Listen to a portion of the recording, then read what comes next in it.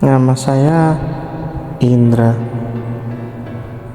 Saya tinggal di sebuah desa di pedalaman di salah satu provinsi di Indonesia. Saya sudah mempunyai istri. Istri saya lumayan cantik di desa ini. Namun karena terbatasnya pekerjaan di desa, akhirnya istri saya memutuskan untuk pergi bekerja di luar negeri, yaitu Hong Kong, menjadi TKW. Sedangkan saya meneruskan lahan warisan dari orang tua. Kami belum mempunyai anak. Gimana bisa punya anak? Cara kita melintasi antar benua. Akhirnya saya harus bisa menerima hal ini.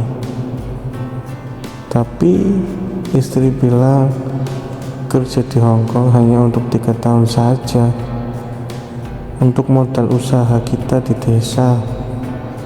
Saya pun agak bernafas lega. Nah, cerita saya berawal dari tetangga. Jadi rumah saya dan tetangga saya terletak di ujung desa. Hanya ada 2 rumah, karena yang lain agak di tengah desa. Maka dari itu saya selalu berperan penting, karena tetangga saya hanya seorang nenek-nenek yang sedang sakit bersama cucunya yang masih duduk di sekolah menengah atas. Sang cucu bernama Andin. Kedua orang tuanya bekerja di luar negeri seperti istri saya. Andin meski masih SMA, namun badannya sudah sangat indah. Terkadang terbesit di pikiran saya hal-hal jahat, namun terhalangi oleh rasa kekeluargaan. Banyak pria desa menyukai Andin, jelas karena paras cantik dan tubuh indahnya. Namun Andin tidak menanggapi mereka, karena Andin sudah punya sosok pria idaman di sekolahnya, yang gagah dan putih, tidak seperti pemuda-pemuda di desa pada umumnya. Singkat cerita, pada sore hari saya sedang membantu nenek Andin membersihkan halaman belakang di rumahnya. Ya maklum, karena sudah nenek-nenek ya, apalagi sekarang sedang sakit-sakitan. Sedangkan Andin terdengar sedang mandi di bilik sebelah. Namun tiba-tiba samar-samar terdengar suara terengah-engah. Saya pun heran, kemudian mencari sumber suara tersebut. Dan saya pun kaget ketika sumber suara ternyata dari dalam bilik kamar mandi. Dengan hati-hati saya memanjat ke atas bilik dan melihat sosok bidadari di dalamnya melalui celah kayu bilik. Tanpa kusadari, adik besarku berdiri setelah sekian purnama tertidur pulas semenjak istri kerja di Hong Kong. Setelah puas, saya pun turun dan melanjutkan membersihkan halaman belakang. Tidak lama kemudian, ada seseorang yang menepuk pundak saya. Saya pun kaget. Rupanya Andin yang menepuk setelah mandi. Dengan berbalut handuk tipis dan pendek, terlihat sedikitlah paha putih mulus Andin. Namun saya masih bisa menjaga diri dari hal-hal jahat. Rupanya Andin ingin curhat mengenai pacarnya. Dia mengajak saya duduk di teras belakang rumah. Karena halaman belakang ada tembok, sehingga tidak ada yang bisa melihat kita. Setelah duduk, Andin membuka pembicaraan. Om Indra tidak kangen sama tante Rini? Kan sudah 2 tahun nanti luar negeri, tanyanya dengan polos. Saya pun menjawab, ya kangen lah Din, namanya istri sendiri, ya pasti kangen banget.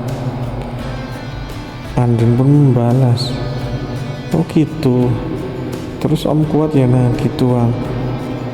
Saya terheran-heran menjawab Andin. Saya terheran-heran menjawabnya, gituan apaan ya Din? Lalu Andin menjawab, gituan om, kayak gitulah suami istri, kan kayak gituan pasti. Saya tambah kaget dengan jawaban Andin. Terus saya menjawab, oh Andin kok nanya itu? Namun Andin terdiam dan saya lanjut berbicara. Oke om, jawab deh. Ya om aslinya ndak kuat, tapi mau gimana lagi? Kan ndak ada istri om di sini. Terus kayak gituannya sama siapa coba? Lagian kan dosa Din kalau lakuin sama orang lain. Kenapa yo nanya gitu? Andin menjawab dengan malu-malu. Oh gitu om, ini om, sebenarnya Andin mau curhat. Pacar Andin tuh minta kayak gituan, padahal kan belum nikah ya om. Katanya buat memastikan kalau Andin cinta sama dia. Andin tuh bingung om, menurut om gimana? Saya pun dengan bingung menjawab, waduh, jangan mau Din, kan belum nikah. Terus udah diapain aja kamu sama dia Din? Andin menjawab dengan malu-malu, ya kayak orang pacaran om, kadang megang-megang pelan sama paha, kadang juga nyosot tuh mulut dia. Mana habis makan jengkol lagi om, nyebelin dah. Namun saya tiba-tiba merasa bernafsu.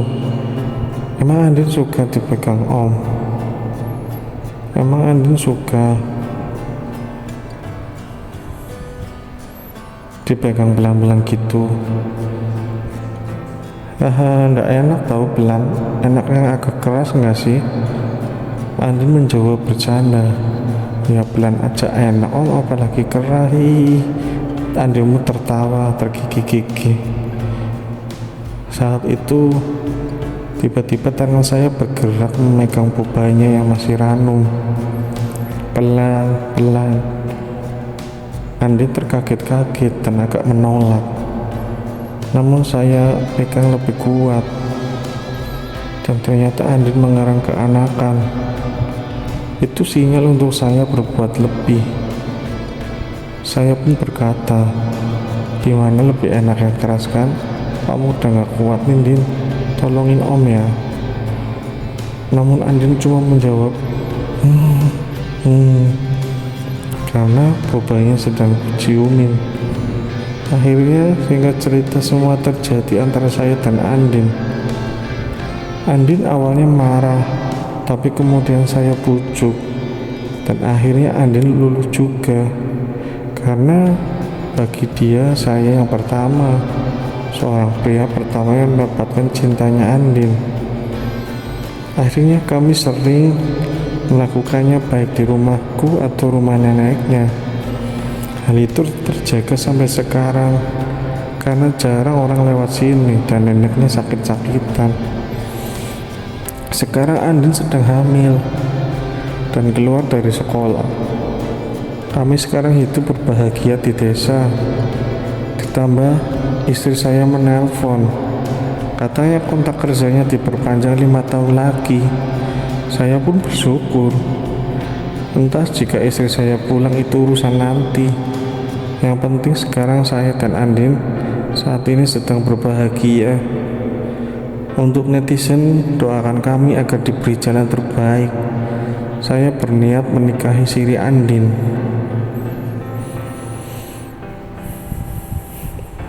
Terima kasih sudah menonton dan membaca cerita saya.